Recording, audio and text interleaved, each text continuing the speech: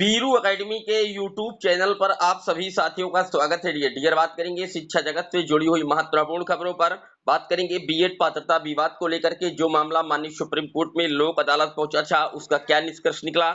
बात करेंगे आईटीआई दाखिले से जुड़ी बड़ी अपडेट पर। पुलिस भर्ती परीक्षा सेंटर्स के चयन पर जो प्रॉब्लम आ रही है उस पर भी बात करेंगे।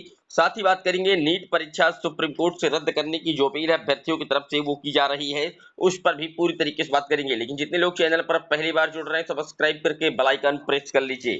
डियर आपकी स्क्रीन पर पहली अपडेट आप देख सकते हैं। आईटीआई में प्रवेश के लिए इसी हफ्ते से होगा आवेदन। 7 से 31 जुलाई के बीच ऑनलाइन फॉर्म भराने का प्रस्ताव। प्रदेश के औद्योगिक प्रशिक्षण संस्थानों आईटीआई में दाखिले के लिए आवेदन प्रक्रिया इसी हफ्ते शुरू करने की तैयारी है। व्यावसायिक शिक्षा परिषद की प्रवेश समिति ने 7 से 31 जुलाई के बीच ऑनलाइन फॉर्म भराने का कार्यक्रम प्रस्तावित कर दिया है। अधिकारियों के अनुसार आवेदन शुल्क में कोई बढ़ोतरी नहीं की गई है।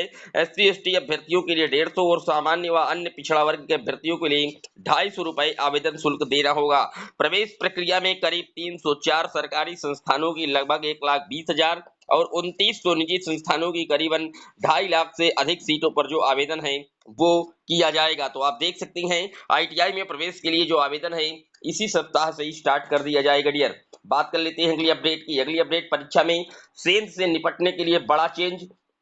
डीएम को बनाया गया रिस्पांसिबल और यूपीएससी जैसी सिपाही भर्ती परीक्षा की निगरानी कराई जाएगी। आप जानते हैं उत्तर प्रदेश में पुलिस भर्ती का पेपर लीक हुआ था और पूरी तरीके से परीक्षा को स्थगित करना पड़ा, निरस्त करना पड़ा और अब नए सिरे से पुलिस भर्ती परीक्षा की जो तैयारी है की जा रही है, क्योंकि काफी समय बीत गया, अभ्यर्थी लगातार आंदोलन प्रदर्शन भी कर रहे हैं और इसी बीच सरकार की सबसे बड़ी प्राथमिकता है कि तुरंत जो एग्जाम है वो करवाया जाए। इसी क्रम में अगर देखी जाए तो नई गाइडलाइन के तहत नहीं मिल पा रहे हैं केंद्र।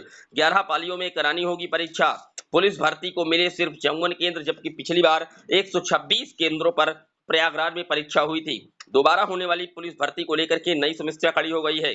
नए मानक के अनुसार पर्याप्त संख्या में परीक्षा केंद्र ही नहीं मिल पा रहे हैं। यहाँ सिर्फ 54 केंद्र ही मिल पाए हैं, जबकि विगत दिनों हुई परीक्षा जिले के 126 केंद्रों पर हुई थी। यही स्थिति रही तो जिले में पुलिस भर्ती के लिए 11 पालियों में परीक्षा करानी पड़ेगी। तो आप देख सकते हैं बड़ी भर्ती है पुलिस की। लगभग बात की जाए 64,000 से अधिक पदों पर एक बड़ी भर्ती होने जा रही है। लाखों लाख अभ्यर्थी इस पर पार्टिसिपेट करेंगे और नए सिस्टम के आधार पर जो केंद्र है वो मांगे गए हैं सरकार के द्वारा। पूरी तरीके से परीक्षा में नकल लगाने के लिए, नकल माफियाओं के लिए इस तरीके से चयन किया जा रहा है सेंटर्स का कि सेंटर कम मिल पा रहे हैं। डियर मुश्किलें बढ़ रही हैं। बात कर लेते हैं अगली अपडेट की। अगली अपडेट आप देख सकते हैं, बदलाव अब गृह जनपद में आवंटित नहीं होगा परीक्षा केंद्र। पुरुष अभ्यर्थियों के मंडल से बाहर और महिला अभ्यर्थियों के मंडल में होंगे केंद्र। केवल दिव्यांग अभ्यर्थियों को ही गृह जनपद में आवंटित किया जाएगा परीक्षा केंद्र। तो आप देख सकते हैं उत्तर प्रदेश के सभी भर्ती आयोग, बोर्ड और अन्य भर्ती संस्थाओं की परीक्षाओं में अभ्यर्थियों को अब उसके गृह जनपद में परीक्षा केंद्र आवंटित नहीं किया जाएगा। केवल जो डिजेबिलिटी है, जो विकलांग है, उन्हीं को केवल गृह जनपद आवंटित किया जाएगा। अन्य किसी भी अभ्यर्थी को गृह जनपद आवंटित नहीं किया जाएगा।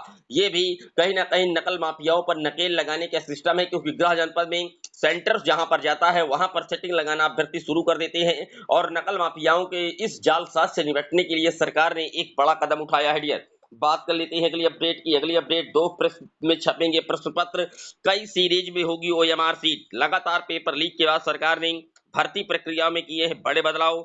8 सीरीज में छपेंगे पेपर और इसके बाद प्रश्नों के क्रम में बदलाव के साथ उत्तर के विकल्प भी रहेंगे परिवर्तित।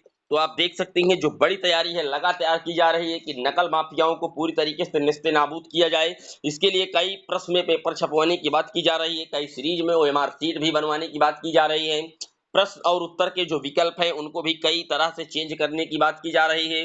पूरी तरीके से सरकार का और आयोग इसी पर जुटी है कि जो परीक्षाएं हों वो पूरी तरीके से नकल विहीन करा पाए। डियर बात कर लेते हैं अगली अपडेट की। अगली अपडेट आप देख सकते हैं, नीट यूजी पास कर चुके 56 अभ्यर्थियों ने दायर की याचिका। सुप्रीम कोर्ट से नीट परीक्षा रद्द नहीं करने की अपील की है। आप देख सकते हैं शुरुआत में के नीट यूजी पास कर चुके 56 अभ्यर्थियों ने गुरुवार को सुप्रीम कोर्ट का दरवाजा खटखटा दिया।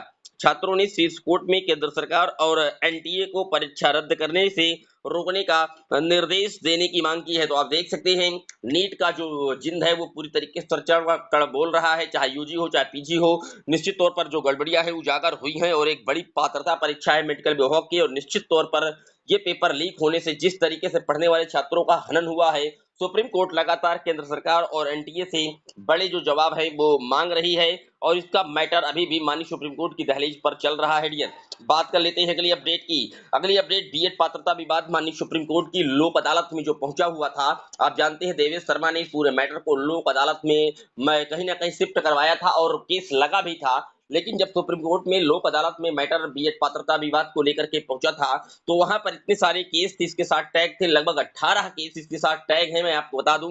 और उसके बाद लोक अदालत में सुप्रीम कोर्ट ने साफ तौर पर कहा कि हम इस केस को पुनः सुप्रीम कोर्ट में ही ट्रांसफर करते हैं और ये मामला वहीं से निस्तारित किया जाएगा। फिलहाल लोक अदालत में जैसे ही केस पहुंचा और वहां पर इतने सारे मामले टैग होने के बाद जब पता चला कि पात्रता का मैटर है, एनसीटी का गजट 28 जून 2018 वाला मैटर है जिसको ऑलरेडी डिसाइड कर दिया गया है सुप्रीम कोर्ट के द्वारा 11 अगस्त 2023 को, और बीएड को पीआरटी लेवल से पूरी तरीके से आउट कर दिया गया था सुप्रीम कोर्ट के द्वारा।